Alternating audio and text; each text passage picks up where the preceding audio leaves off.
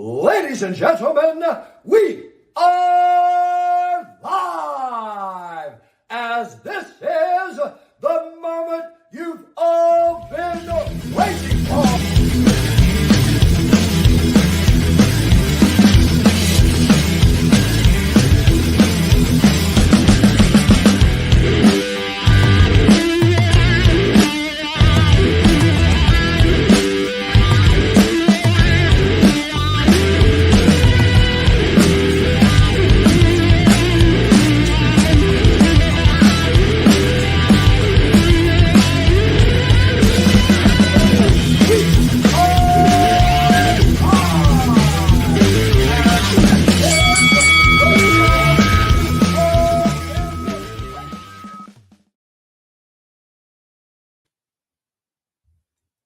Well, today I'm here to talk about UFC 299, UFC 300, and just break down the both cards. Well, preview it and talk about the differences and how UFC 299 freaking awesome, 300 disappointing, just very disappointing at all.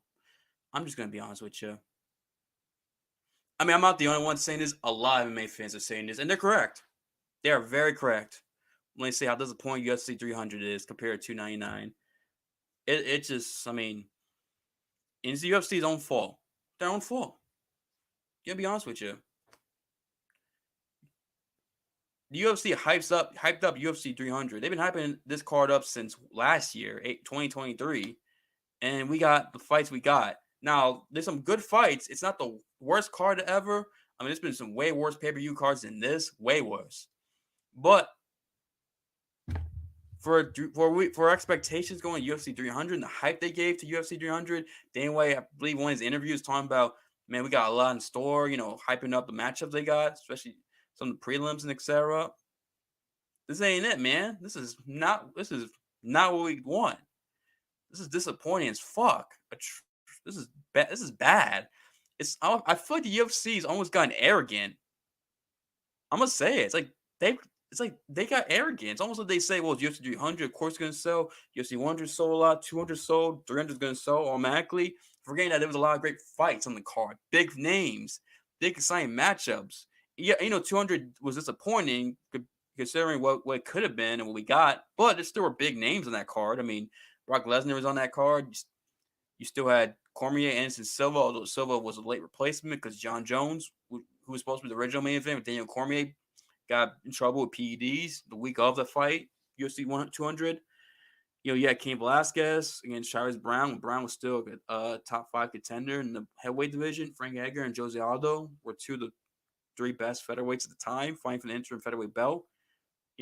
Misha Tate was coming off that impressive performance because Holly Holm, where she won the women's bantamweight title against Amanda Nunes. But you still had that going for UFC 200.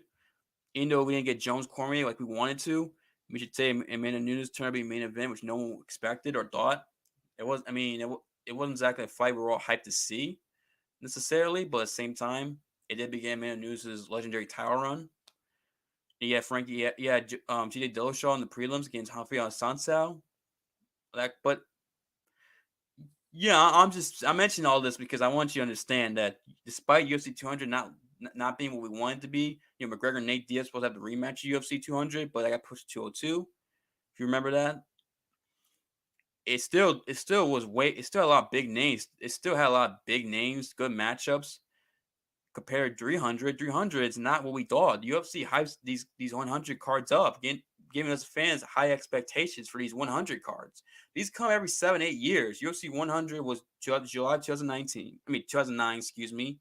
And then UFC 200 was July of 2016, 7 years. And then UFC 300 is April of 2024. That's 8-year difference. Think of a 7-year difference between 100 and 200, and then almost an 8-year difference between 200 and 300. And we got this card, which, sorry, it's disappointing as fuck. I don't know what else to say. I'm very disappointed in UFC 300. And I hope Bilal Muhammad and freaking Leon Edwards are not the main event of that card. I hope they're not, because I'll be fucking pissed. Because Bilal, boring ass, remember the decision, remember the fucking name, fucking Muhammad, boring ass, annoying personality ass fucking fighter. Main event UFC 300 is a fucking disgrace. And Leon Edwards too, Mr. Mumble Mouth himself, Mr. I'm upset Kobe Covington talks shit about my father, but yet I'm barely gonna make him pay. I'm just gonna leg kick him, Dev, and just play it safe. I understand you don't want to take risks because Kobe want to get in your head. I understand that, but there are so many opportunities for Leon Edwards to fucking hit Kobe Covington and crack him with counter shots. By how because Kobe had bad striking in that fight and didn't do shit. Leon Edwards barely gets by his fights. Barely. RDA, he's just comfortable with just being slightly better than his opponent and just winning. Yeah, he wins fights and it's clear, but it's not like he's separating himself from his fucking opponents. Seriously, the RDA fight, not that impressive. Gary Nelson fight, if I remember, wasn't all that impressive. Besides the second Usman fight where he had a comeback, which is impressive, but still he was down 3-1 going in that fifth round. And even the third Usman fight, people forget how close that fight was. Some people thought Usman won. I disagree with them, but still, people thought he won. It was a lot more close than it should have been, considering Usman's not who he once was. And not only that, but it's like people give Kobe Covington all this shit for his fight, but yet Leon Edwards gets a pass. No one talked about his performance. Why, the fact that he was just okay with jabbing, leg kicking, becoming like Israel Adesanya has been for his recent fights. I'm sorry going to rant about Leon and Blau. I know that they haven't been booked for 300, but we expect him to be UFC 300 because Leon would say he's got a title fight ready. Basically he's got his next fight ready. And I think he mentioned about UFC 300 as well, and that's the only title fight that could be made where it makes sense to be put on in April. Shouldn't be the fucking main event. I don't want to because that fight, I can't stand both fighters. If that's the main event, man, fuck that main event. I'm sorry, I don't like both of them as fighters. Both of them, nah. I'm sorry. Leon Edwards should be criticized more for performance Kobe Covington, considering he has so many damn opportunities to counter-strike Kobe and hurt him badly and didn't do it. Especially when Rogan was talking about, he's such a sniper of his hands, but yet didn't showcase it. But anyway, let's talk about UFC 300 we have so far. Sorry, but let's be honest. That's probably going to be on the card. Should be in the main event. Don't fucking do it. Don't be fucking arrogant, UFC. Thinking, we're the UFC. We just make so much money. People are going to buy a pay-per-view no matter what. Look how much money we make, yada, yada. Don't do it. Don't be that. Don't be arrogant as fuck. Because that's why I feel like UFC is starting to become arrogant. Thinking, we will make so much money. We don't have to make UFC 300 stack. Don't freaking do it. Don't be arrogant. Please do not. And Dana White, I'm glad people are making fun of Dana White for his Instagram videos when he made some of these fight announcements, because when he announced Yan Xian versus Zhang Li for the women's strawweight title fight, he hyped it up as some big fight he was going to announce for UFC 300. And it was supposed to come out Tuesday, but then it got pushed back to Wednesday a couple weeks ago. And then that was the fight announcement. And he was talking about how the first time ever 2 Chinese fighters are fighting for the world champion against each other for a title fight or something like that. It's like, yeah, in China it's a big deal, but not in America where the fight's taking place in Vegas. Come on now. Not only that, it's like Yan Xian, how many people outside China even care about her like that? Let's just be honest. No offense to Yan Xian. She deserves a title fight. She's put the work in, but come on. Really? And Zhang Li, she isn't exciting. For most, she tends to have exciting fights. She's athletic. She uses her strength. She is athletic, talented, good power in her hands. But at the same time, not many people are exactly clamoring to see her fight. This is not a fight people are going, oh man, I want to see these two fight. Oh, when are these two going to fight? It's not the case. To hype it up like this, the way Dana White did, was bad. Not good. Even I don't mind it being UFC 300 anyway, but just don't do it the way he did. Come on now, Dana. And then you got what else? Jessica Andrade, Marina Rodriguez. I like Jessica Andrade. I think she's to me probably the most exciting women's fighter probably of all time. I can't recall a boring Jessica Andrade fight, but Jessica Andrade and Marina Rodriguez are Brazilian, and I believe they both live in Brazil and train in Brazil. Why am I mentioning this? Because UFC 301 is taking place in May, the month after UFC 300 in Brazil. Yes, two Brazilians who live in Brazil still, train in Brazil, are fighting a month before the Brazil pay-per-view. What sense does that make? None. Zero. Not only that, this is not a fight people are clamoring to see. Like, I get Jessica Andrade is an exciting fighter. Oh, it's exciting. I get it, but Maria Rodriguez not exactly a girl known for excitement, for exciting fights. I can't recall. I mean, she's a good fighter, but she's not exciting like that. It's not like it's gonna be back and forth fucking war or it's like, oh man, one of these girls getting knocked out. It's not the case at all. Just be honest. Why is this in the UFC 300 when it should be 0-1? This is a fight that if you put in, if Mira Rodriguez was coming off a win streak and was still, instead, I know she won her last fight, but she has two losses, although the first one was really bad stoppage by the referee. Then she lost the next fight, so she lost a lot of momentum compared to like a couple years ago. She had that momentum against Jessica Andrade. I can maybe, and that's a maybe, not be as upset with this fight being on the card. Although I'll still be upset because why is this not in UFC 301? Why not put, for example, Josh Emmett against Edson Barboza on 300? Why is that not on the card? I think Lucas Tracy mentioned that in his video where he talked about the Rodriguez and Jessica Andrade card, how disappointing he was that fight being on the card, and he's right. Why isn't that on UFC 300? Josh Emmett took no damage against freaking Bryce Mitchell. Delivered one of the all-time most brutal knockouts that I've ever seen, probably in MMA history. Justin Barboza, the last fought in October. I know he took some damage against Youssef, but at the same time, October and April, 6 months. He didn't take a crazy amount of damage. He took damage. But at the same time, it's been 3 months. You would think he'd had enough time to recover, get his body right, and go back to training. Why not have that fight? Emmett and Barboza, that's an exciting fight at featherweight. Those are two guys who bring it. Someone's gonna get knocked out badly in that fight. That's an exciting fight. That's worth UFC 300 right there. And then what else fight? You got Holly Holm versus Kayla Harrison. Kayla Harrison has never made 135 in her career. Never. She's gonna go. Yeah, she's gonna be UFC 300. Find a weight class she's never made before against Holly Holm, who, yes, former world champion, a legend in boxing, MMA legend. But her fights have been boring recently. They're boring. She just clinches girls, permits defense, needs to die, does enough shots, like pitter-patter shots, and that's her fight. That's how she fights.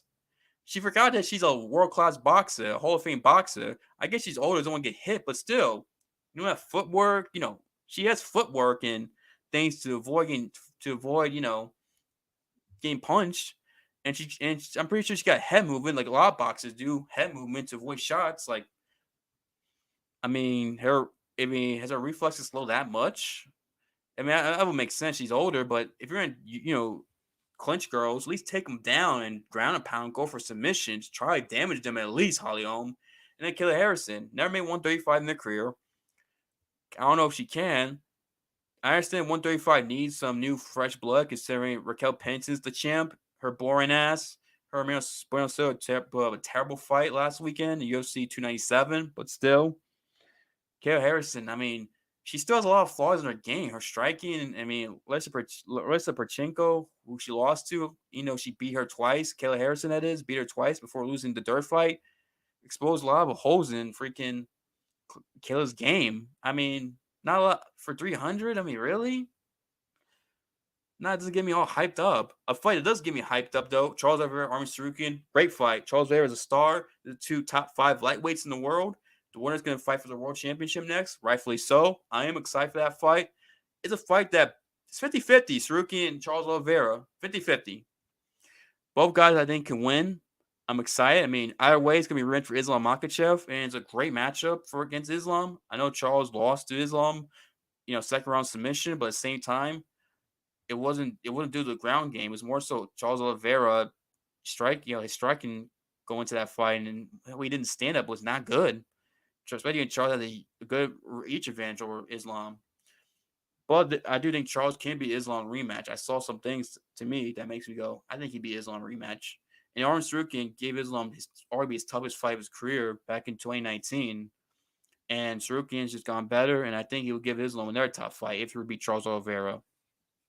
You got Yuri Prohaska and Alexander Rakic. These two guys don't like each other. I forget why, but they talk shit to each other. They're not fans of each other. And I think there's gonna be some trash talking. It's gonna be nice because build some can't talk today. The incitation. Can't speak. Can't say the fucking word. You know what I'm talking about. I'm gonna be excited for that fight. There's gonna be some hype going into that fight. You know what I'm trying to say. Even though I have question marks, how is Rakic gonna look considering the fought in almost 2 years, considering he had that devastating knee injury against Jan Blachowicz back in 2022. I want to say it was the spring or summer of 2022, tore his knee up and fought since. He was supposed to fight in January, but I think Jan got hurt and had to pull out. Well, when I say January, I mean the last pay-per-view card. He was supposed to fight Jan Blachowicz, but I think he pulled out. Jan did, so they put Rakic and Yuri. Makes sense. You're two top 5, top 6 guys in the light heavyweight division. Yuri's come off that title loss to Alex Pereira in November. Makes sense, yeah. I'm excited to see Yuri's one of the most exciting fighters in UFC history. So Yuri, I think it should be exciting. Hopefully Rakic doesn't make it boring like some of his performances have been. I don't think so because Yuri Prohaska is incapable of having a boring fight. So, and he's skilled too. So wait and see that fight. Aljamain Sterling against Calvin Kattar. Not a bad fight. Good fight. Top 10 featherweight against Aljamain Sterling making his debut at featherweight against his former bantamweight champion going up in 145. But Aljamain Sterling's featherweight debut could have been better and more spectacular, a more like hype fight going to UFC 300. Because Calvin Kattar, good fighter, not a bad fighter, brings it. He's come off a knee injury against Arnold Allen back in October of 2022.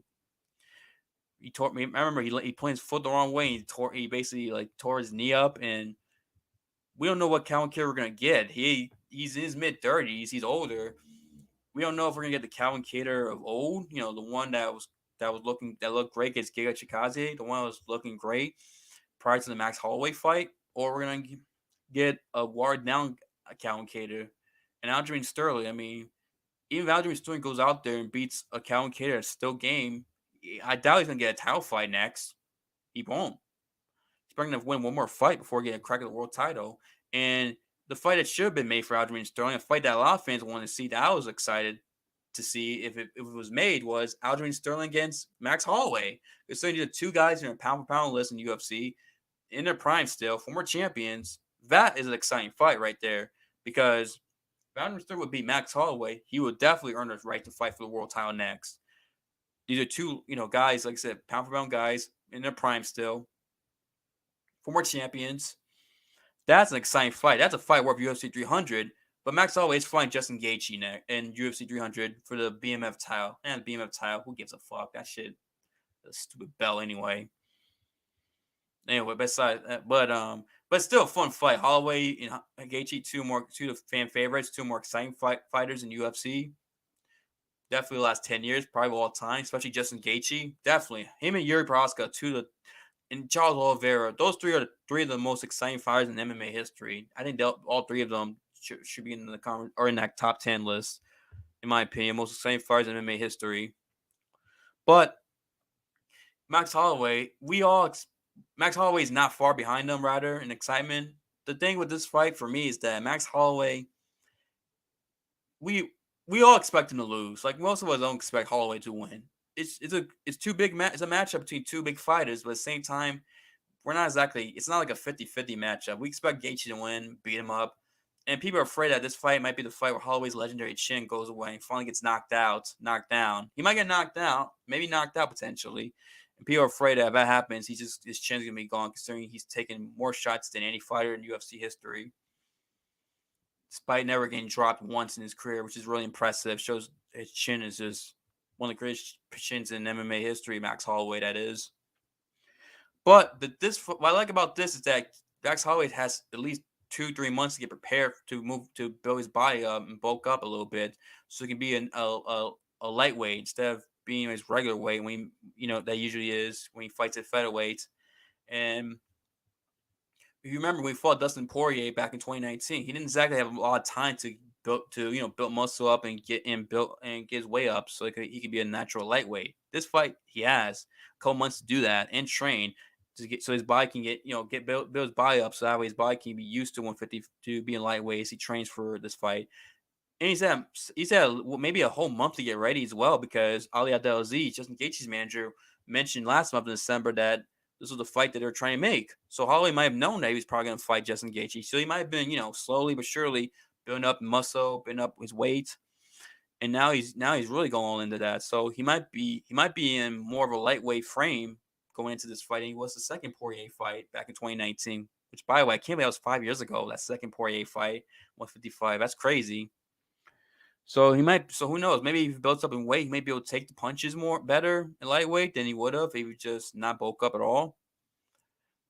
And Justin Gaethje hits hard, and even Dustin Poirier, Poirier hits hard, and once he got you hurt, he usually gets the job done, finishes you. But that's an exciting fight for freaking. That's an exciting fight, even though I think Gaethje's gonna win. But at the same time, who knows? If Max Holloway fucks around and beats Justin Gaethje, he definitely should get the next shot at Islam Makhachev for the lightweight title.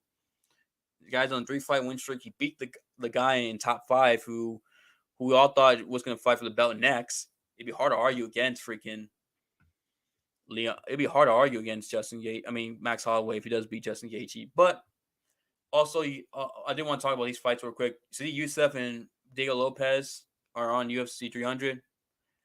Not the worst fight. Diego Lopez is one of the more exciting fighters ever since making his debut in May. He's big exciting. I mean, he's gave Movsar Evloev his toughest fight besides Arnold Allen. And excuse me, thought I burped there or cough. But anyway, and he's got one back-to-back fights. Step up competition against ranked Sidi Youssef, looking to bounce back from that Edson Barboza loss. And we'll wait and see. And then Bo Nickel versus Cody Brundage. Bo Nickel, I get the hype. He does have talent. He has potential to be a star. He does have a big following from amateur wrestling. But at the same time, they better not put his ass in the main card. They put in the main card several times, Bo Nickel, where he really shouldn't be on the main card of these fights, of these pay-per-views. And I get it. UFC believes he can be a big star. He does have somewhat following, but at the same time, he does not belong in UFC 300 as a main card fighter, especially against Cody Brundage. Come on now. Don't do that, UFC. Please don't put him. Put him in the prelims where he belongs. And like I said, I like Bo Nickel, but at the same time, he needs to, he can't just put in main card pay-per-views automatically. He has to earn the right to freaking do that and fight better competition too, because Cody Brundage is not exactly a guy who's a good prospect who's just outside the rankings. That's not who he is. So, and Cody Garbrandt taking on Diego Figueiredo. Why did David Figueiredo agree to fight Cody Garbrandt? I don't understand that. That shit made no sense to me. What's he trying to do? Like, you beat Rob Font, top 10 guy in the bantamweight division. Now you're fighting Cody Garbrandt. He's not even ranked, not even close to.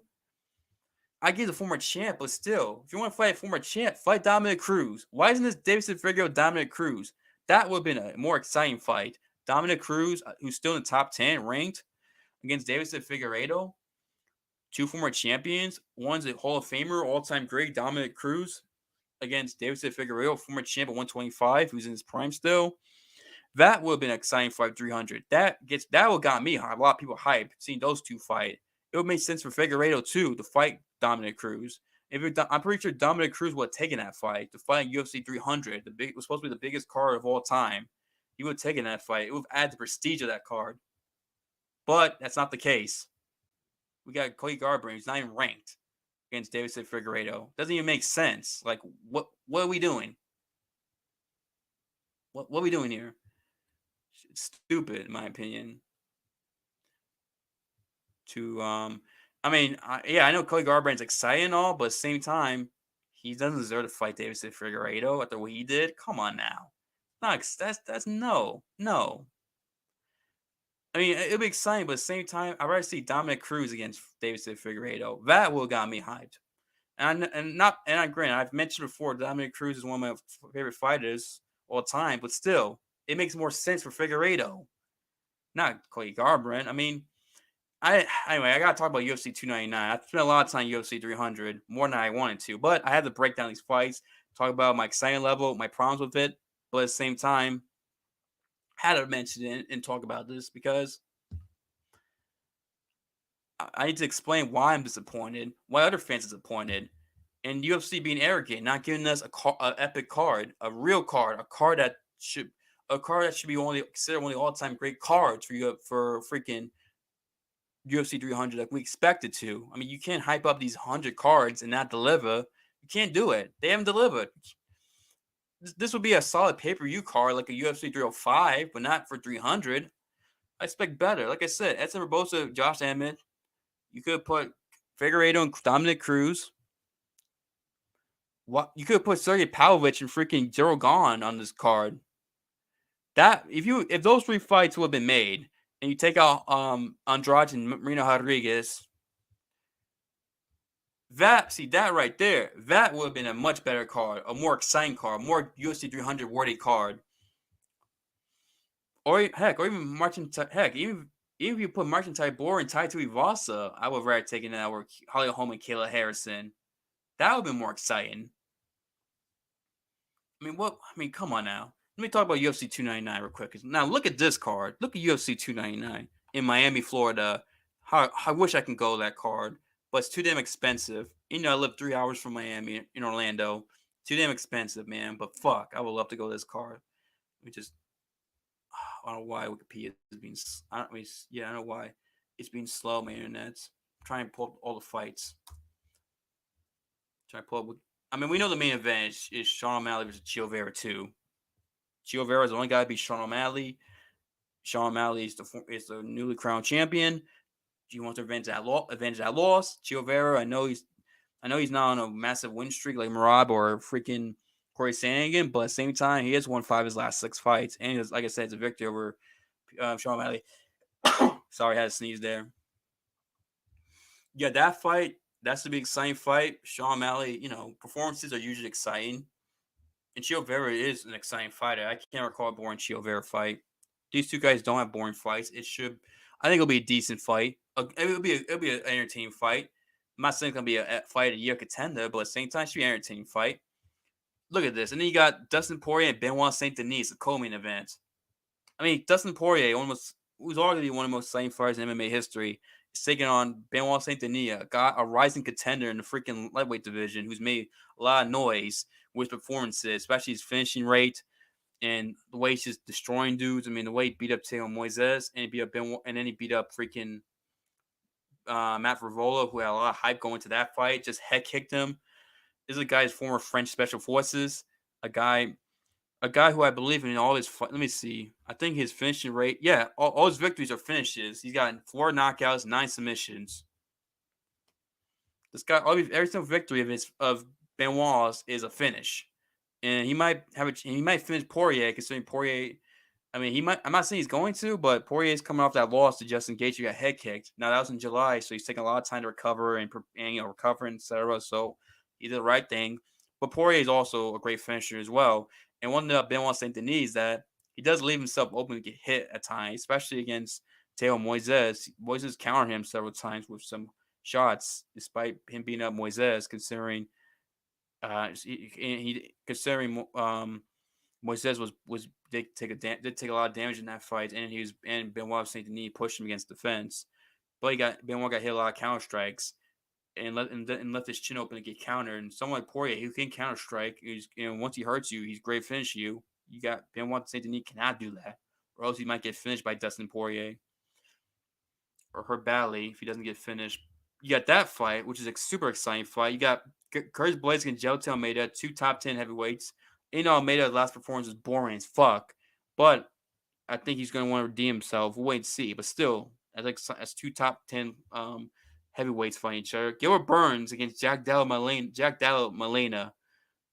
Gilbert Burns, man, we love Gilbert Burns. Who doesn't like Gilbert Burns? I mean, come on. I mean, the guy is out there, does entertain fights for the most part. Tries to finish guy. I mean, with exception of maybe that Wonder Boy fight. But for the most part, he does try to be somewhat exciting when he fights. He is exciting for the most part. A guy who fights anyone in the welterweight division, which is something a lot of the top guys in welterweight for a while didn't want to fight the up and comers. but Gilbert Burns actually has done that, and he's done a good job at that. He's taking on an up and coming guy, Jack Della Molina, who he lost some hype compared to like a year ago, but this is a guy who's on a 16, 17 fight win streak, despite even though he started his career 0-2, he's won like 17, 18 fights in a row since. He's definitely one of the more exciting fighters in the welterweight, in my opinion. The guy I like watching, a guy I'm high on, who I like to see, who I'm a fan of, who I hope can do big things in the welterweight division. And Bill Gilbert Burns is a step to climb up the top 10 and get closer to potentially fighting for a welterweight championship, for the welterweight championship. Excuse me. And by the way, he did beat Kevin Holland. I don't know why people thought Jack Della Molina lost his last fight, or I don't know how people could think that. That's crazy. Or even his this fight before that. I don't know how people thought he lost. I don't know how anyone thought he lost those fights. That makes no sense. Come on now, Jack Della Molina won those fights clearly. Just watch those fights. It's clear he won. Jack Della Molina is pretty damn good, but he's gonna be testing against Gilbert Burns, so. But especially in the submission game, if the fight goes on the ground, considering Jack Della Molina showed some bad submission defense, some bad techniques when he was on the bottom in his second last fight. And then you got Kevin Holland versus MVP. Kevin Holland's always exciting. I can't recall a boring Kevin Holland fight. I saw him live in Orlando not last year, but December 2022 against Wonder Boy, exciting main event. And especially before Kevin Holland hurt his hand, but even when his hand was hurt, he still was fighting. And he's taking on MVP Michael Venom Page, who has so many highlight reel knockouts in Bellator. Now I know some of the guys you can question the competition level, but at the same time, he's gone out there and done some pretty damn impressive performances. Even his last fight against a good fight in Yamaguchi. I mean, he freaking leg kicked him, freaking broke his leg, and forced Yamaguchi had to quit because of his leg. He got his leg injured after getting leg kicked by MVP in his last Bellator fight. And Yamaguchi is a good fighter too. I mean, MVP got so many highly real knockouts. He's going against a guy in Kevin Holland who's similar to him, long, lanky, likes to strike. And then that's to be an exciting matchup. Two guys, long, lanky, welterweights who like to throw hands. That should deliver. I mean, that's exciting right there. It's the MVP in the UFC against Kevin Holland. Couldn't ask a better fighter for MVP debut against to the style matchup. Not because I think he's going to win, although I think he's going to win, but because it's going to be a really entertaining fight between both guys. That's why I'm excited for that fight. And look at this, Petr Yan versus Song Yadong in the main event, the prelims. Petr Yan, former bantamweight champion. I know he's lost 3 in a row. Really, it should be one fight losing streak because he got robbed against Sean O'Malley. I don't care what anybody says. He got robbed. Look at this, Petr Yan against Song Yadong, two guys who have elite boxing. See who the best boxer in the UFC bantamweight division is. Look, I mean, top 10 bantamweights. That fight should deliver.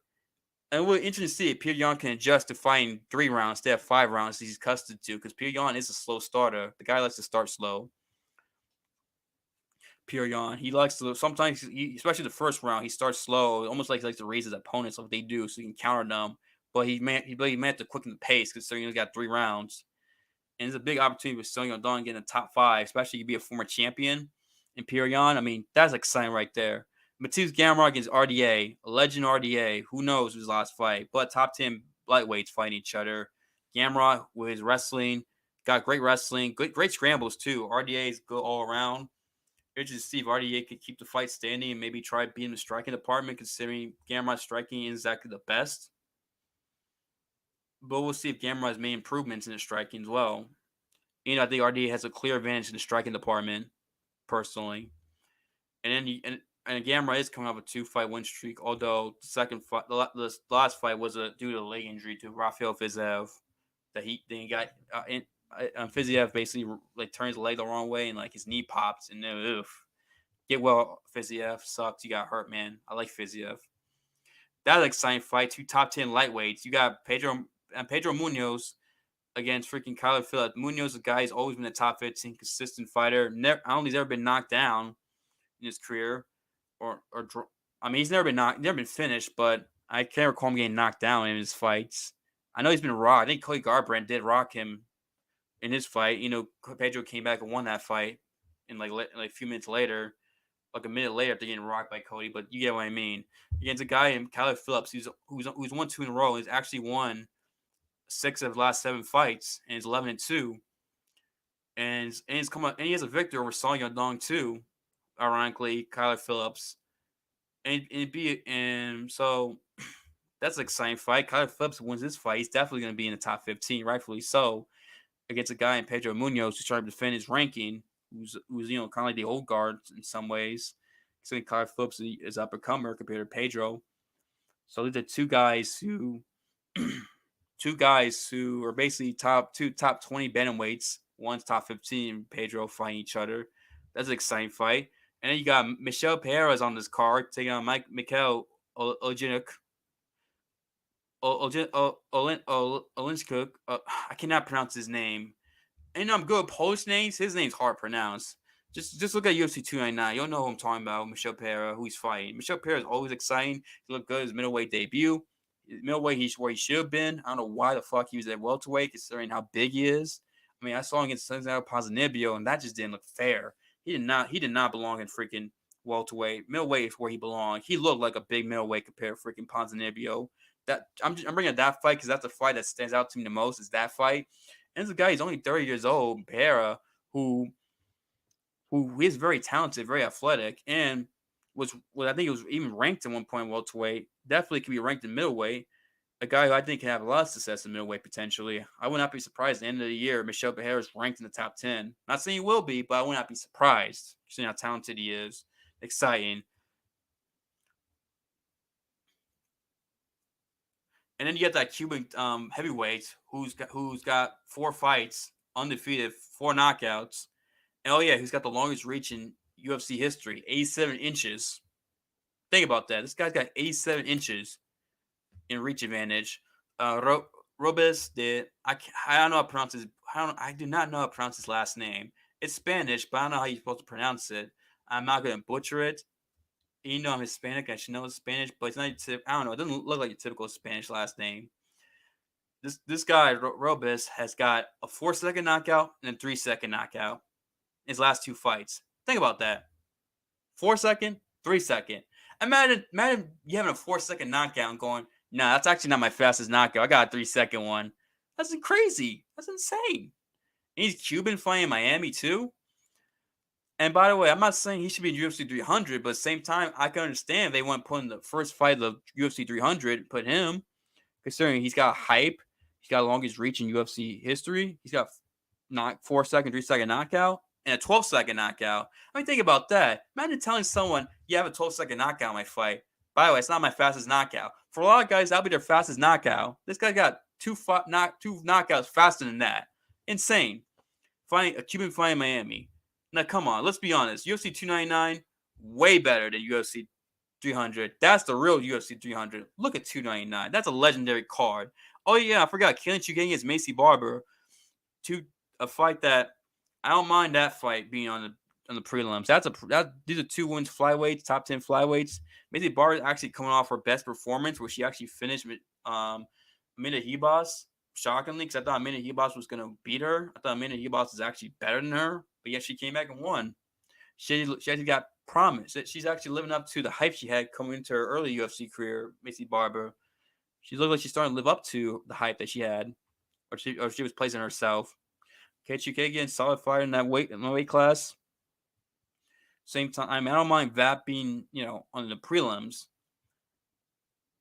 To me, that's a more exciting matchup to me than Andrade and Rio Rodriguez for 300 or Holly Holm and Kayla Harrison, in my opinion. I mean, come on now, 299, Chito Vera, Sean O'Malley, Benoit Saint Denis, Benoit Saint Denis, excuse me, Dustin Poirier, Gilbert Burns, Jack Della Molina, Curtis Blades, Joe Almeida, Holland MVP, Pierre Yan versus Song Yadong, Matthews Gamrot versus RDA, Pedro Munoz versus Kyler Phillips. Michel Pereira's on the card. Then you got Robles making his UFC debut. I just list his credentials. Come on now. It's not. Come on, 200 can't compete with that. If someone gave me free tickets, hey, we'll give you free tickets. We'll pay for your hotel and airfare, or travel. We want to go 200, 299, 300. I'd be like, give me 299. Even though I've been in Miami plenty of times, I've never been to Vegas. I want to go to Vegas. I rather go 299 all day, every day. I'll go there and have a good time in Miami. Maybe go out and eat some of the good food because Miami does have a lot of good restaurants, and just eat some food in Miami and chill.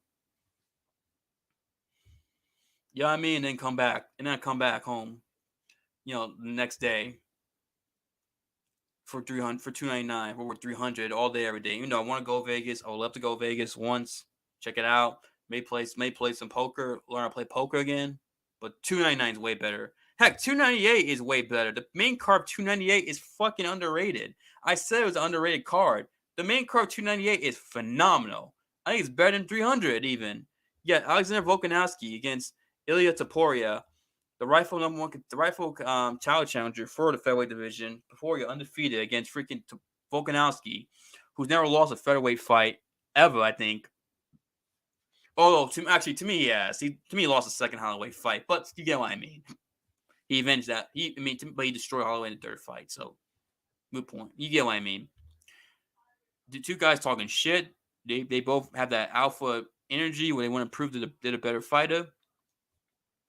So I can't wait to see that. I think some people are writing off Volkanovski too prematurely. And then you got freaking Robert Whittaker and Paulo Costa.